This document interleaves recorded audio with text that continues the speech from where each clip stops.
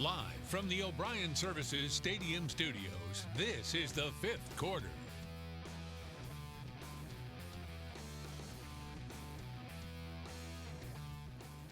Welcome back into another edition of the fifth quarter. I'm Tanner Barth alongside my main man, Joe Catanacci. Hurricane Dorian made us mess up a little bit, made us miss last week's episode. But, Joe, I'm refreshed, back ready to rock and roll with some good games on tap tonight. Well, I guess it wouldn't be, Tanner, Friday night without some type of weather-related delays, lightning. Here we go. Well, back into action. All the games got in.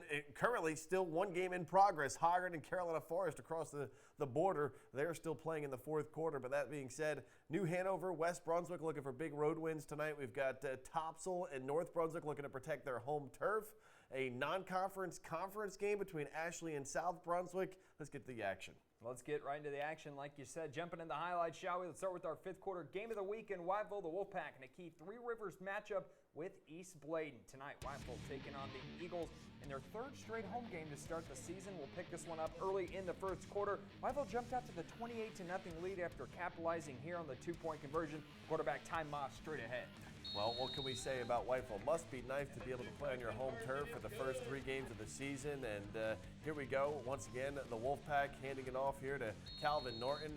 But at first, a call is he in? The ball's loose. So what happens here? Touchdown after a long discussion there between the referees. Yeah, I don't know. I saw the ball coming out, but apparently they say he recovered it across the goal line. Touchdown there for Whiteville. Extends their lead after converting the field goal to make it 35-0 in the second. Now in the third quarter, East Bladen had the ball, and great defensive play by Whiteville. Forces the fumble. Wendell Smith recovers it. You thought it was a dead play. Takes it all the way to the house for the touchdown. Give credit where credit's due. Whiteville came out and flat played good football tonight. The Wolfpack, no problem with East Bladen. They win it 48-0.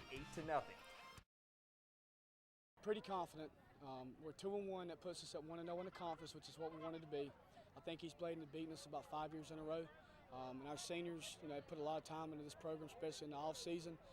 So it was a big momentum booster for us, heading into conference play. You heard from Coach J.P. Price there. It'll be interesting to see if this win prevails the Wolfpack into the heart of their conference schedule. And for East Bladen, Joe, Mike looks like a little bit of a down year for the Eagles, but I still expect them to win their fair share of games. Well, still plenty of time to go in the schedule to get things rocking and rolling. And, that Three Rivers Conference, kind of a toss-up right now. Whiteville looks to be maybe ahead of the pack, so to speak, but also some other teams that are going to make a move, and we'll see how that plays out as we progress through tonight's broadcast. Yeah, we have more of those highlights. Let's get back to them, shall we? Go up to Burgaw, where we held this week's This Is the Place tailgate. The Pender Patriots looking to get the first win on the year, hosting a tough Rosewood Eagles team. And the Eagles, well, they went to the run game early and often in the first half. The handoff to Avante George and the option, slicing and dicing 7-0 Rosewood. Yeah, that's just 2 minutes into the ball game right there. Talk about a quick strike. Pender looking for answers, of course, but their offense early on forced to punt. That gives the ball right back to Rosewood. 215-pound, this young man can flat out run the football.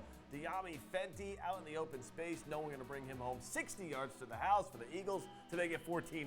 Yep, and with that, let's fast forward to the second quarter, looking to extend the lead. The Eagles go to the big man, an even bigger man. Cameron Lamb reaches across the goal line. The Lion and the Lamb, these in for the score. Rosewood, they beat Pender 53-0, the final score.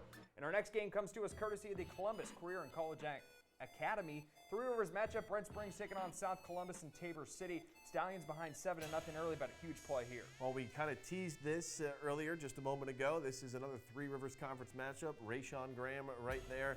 Jaquan Jordan deep down the field. No one will catch him at 39 yards, but tonight, all Red Springs. And that one, as you said, gets in. The score was tied, but Red Springs had a quick response, quick cut to the outside, makes it 14-7.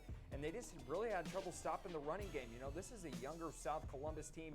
He gets pushed down here at the 7. He would go on to punch it in. And, South Columbus didn't quite have it going tonight here, Joe. Also, as you mentioned, a lot of missing pieces from last year's successful squad. So the Stallions going to look to try and pick up the pieces after tonight's loss. Red Springs, Whiteville maybe on a collision course for later on in the year. We'll see how it all shakes out. Yes, we will, as Red Springs makes easy work of South Columbus, 49-7 the final score. And let's go up north now, a game a lot of people like to watch every year. Wallace Rose Hill on the road at Havelock, and the Rams were pushing the envelope up front early on. Check out the name, check out the game. Camaro Edmonds straight ahead. He's in for the score, 7-0. Yeah, 7-0. Havelock tried to turn it to the air on their next next drive, Devon Murray, the junior, sends it way downfield, but it's picked off, setting up the Bulldogs with great field position at midfield. But they wouldn't have anything, and they couldn't get into the end zone. And check out this. Merrill Edmonds. This man is running with authority, lowers his shoulder, and finally get on the scoreboard here. Wallace Rosehill go to the second quarter. It's the Navy commit. Cameron Dalrymple gets in. But tonight, they didn't have much answer for Havelock. Havelock always a tough team, and this one a marquee game on the schedule early on each season. And for Wallace Rosehill, well, they're a team that's a perennial state championship type club. They took one on the chin tonight as Havelock knocks off the Bulldogs 21-7. And let's all take a deep breath together now, shall we? A great group of games. But don't go anywhere, folks. We're not even halfway through the show. If I can keep Joe Catanacci awake, we'll have more highlights of Mid-Eastern Conference teams coming up on the gridiron for you next.